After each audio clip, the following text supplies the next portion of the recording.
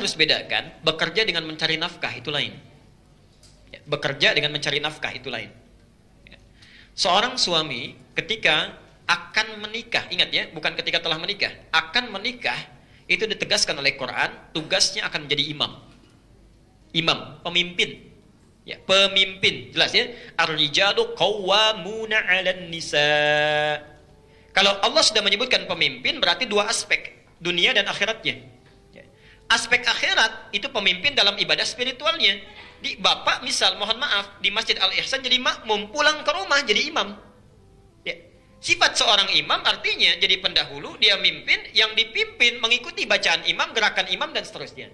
Bagaimana Anda bisa menjadi imam kalau tidak mengerti bacaannya? Tidak tahu gerakannya. Karena itu seorang suami ketika bersiap akan menikah, dia mesti belajar bagaimana cara jadi imam yang baik. Tidak mungkin seorang ditugaskan jadi pilot kalau tidak bisa mengendarai pesawatnya. Ya. Tidak mungkin jadi masinis kalau tidak bisa mengendarai keretanya, itu nggak mungkin. Karena itu belajar. Minimal perbaiki bacaan Qur'annya, perbaiki, ya. Kan tidak menarik kalau ada ayah diperbaiki oleh anaknya yang 5 tahun. Bertakwalah kepada Allah. Anak antum sudah bisa memperbaiki, antum sendiri nggak memperbaiki, dan akan ditanya, kamu yang jadi imam kenapa tidak disempurnakan? Ya.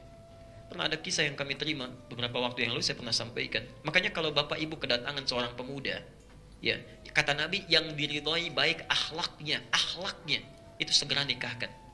Kedatangan seorang pemuda yang akhlaknya paling bagus, ya. Kan ada 4 ya yang biasanya ukurannya. Tuli jamaliha, karena cantiknya, karena gantengnya, ya. Walaupun itu relatif ya. Orang bilang cantik relatif, kalau jelek mutlak katanya. Jadi kan itu ukuran. Ya. Yang kedua, hartanya. Ini seringkali salah memahami. Hartanya itu disebutkan kaya, bukan. Kalau untuk perempuan, yang bisa memanage harta suami dengan baik. Untuk perempuan. Jadi kalau misalnya laki-laki mencari calon istri, carilah calon istri yang bisa memanage harta suaminya dengan baik. Cari. Jangan melebihi kemampuan. Misal Anda kemampuan dapat 5 juta, cari istri yang zakat mallnya aja salonnya sudah 10 juta misal. Gak akan nyambung, ya. Nah, tapi kalau laki-laki, termasuk juga perempuan nanti, ya, yang ketiga nasab. Maaf, ketiga nasab. Di satu kecantikan, ya, keindahan, yang kedua itu harta benda, ketiga nasab.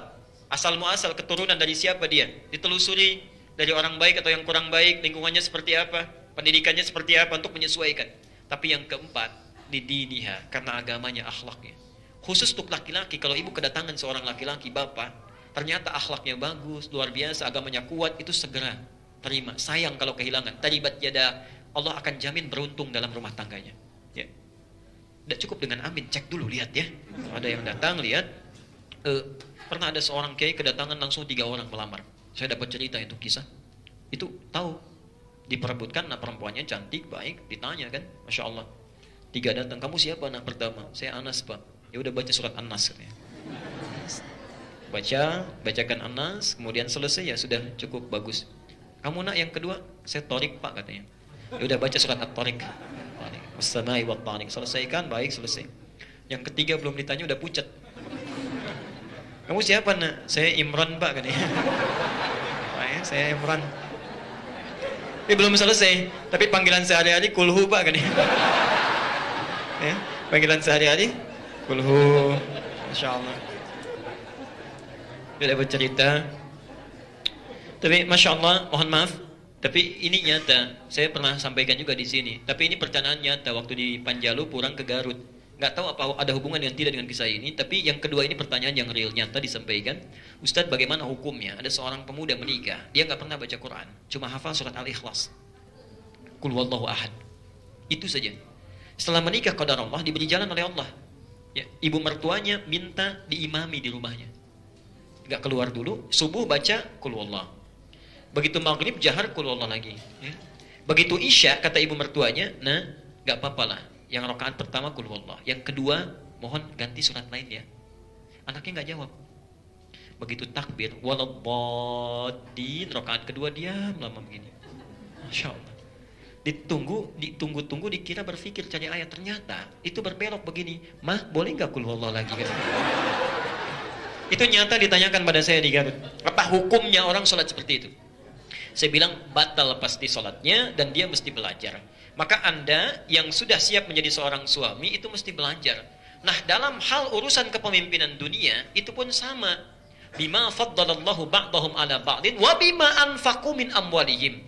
Kelebihan laki-laki dibanding dengan perempuan, laki-laki diberikan perangkat mencari nafkah. Ini poinnya. Jadi kalau Anda ikuti petunjuk ini, nafkah ya, bukan bekerja, ingat, nafkah, nafkah. Jadi nafkah itu tugas yang melekat pada suami, bukan istri. Di rumah ada suami, istri, 3 orang anak, 1 orang yang bantu. Ya, misal. Jadi ada 6 orang. Begitu suami mencari nafkah, dilakukan sesuai petunjuk Allah, nanti Anda keluarkan lagi ayat yang lainnya. Bagaimana cara mencari nafkah? Kalau ingin yang standar, Al-Baqarah 168, itu sama dengan non-muslim, sama aja. Kalau ingin agak cepat, nyarinya nggak susah, datang rezekinya, mengalir dengan mudah, Al-Baqarah 172. Kalau nggak terlalu lambat, tapi cepat sekali datangnya, bahkan belum minta, sudah turun. Baru gerak dikit aja. Itu Masya Allah, Al-A'raf 96. Ada turunannya. Ya. Tapi Anda yakinkan dulu, tugas cari nafkah itu saya. Siapkan, tunggangi ayat-ayatnya, keluarkan, Anda amalkan. Itu dijamin langsung, dijamin langsung. Rizki orang serumah diturunkan oleh Allah. Di tangan Anda para pria. Rizki orang satu rumah, 6-6-nya. Tapi kalau dibalik, yang istri yang mencari nafkah, bukan bekerja ya, istri yang mencari nafkah, maka jangan harap rizki orang serumah akan diturunkan pada istri. Tidak. Hanya untuk pribadinya saja. Kecuali dalam keadaan tertentu. Makanya seorang perempuan yang bertugas mencari nafkah, selama suaminya mampu dia mencari, itu akan selalu banyak masalah di rumah tangganya. Dan selalu kurang. Selalu kurang. Karena keberkahan tidak masuk. Keberkahan tidak hadir.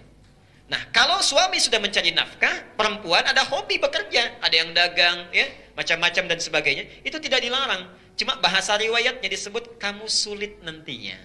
Capek, tugas terabaikan. Sebagian tanggung jawab yang harus melekat pada diri perempuan yang tidak bisa diselesaikan oleh laki-laki, maaf, tertunda, minimal terabaikan. Karena itu bagi perempuan-perempuan yang berniat untuk bekerja, misalnya, mohon maaf, maka pastikan tanggung jawab yang berada di rumah dan itu akan ditanya oleh Allah, itu sudah selesai. Sudah selesai. Pastikan itu. Ya. Tapi yakinkan pada diri kita, kalau pada saya silakan ragu, tapi pada Allah jangan ragu. Saya punya keyakinan sampai hari ini, demi Allah saya katakan, sampai hari ini. Saya minta istri saya untuk di rumah, mendidik anak, perhatikan, Masya Allah. Dan itu tidak mudah, tidak mudah. Ya. Tolong jaga, kemudian kita seimbangkan, sudah. Rizki urusan Allah. Saya hanya bergerak, Allah yang akan berikan. Masya Allah. Apa yang terjadi? Alhamdulillah sampai hari ini selalu cukup. Tidak pernah kurang. Tidak pernah kurang. Yang paling menarik dan tidak susah, gitu. Tidak susah. Kita butuh sesuatu, Alhamdulillah Allah kirimkan. Ya, kita berikhtiar, tapi harus ada ikhtiar. Harus ada ikhtiar. Ya. Ada kemudahan Pak, Bu. Biasanya kalau hukum Allah tidak diikuti, capek hidupnya. Ya. Di saran saya pada suami, yakinkan dengan potensi dirinya, kemudian keluarkan ayat-ayat mencari nafkah di Quran, tunggangi ayatnya. Begitu antum melakukan itu, nanti aku akan lihat ada perbedaan yang terjadi dalam hidup kita. Silahkan rasakan bedanya, bedakan rasanya, dan pasti akan terasa bedanya.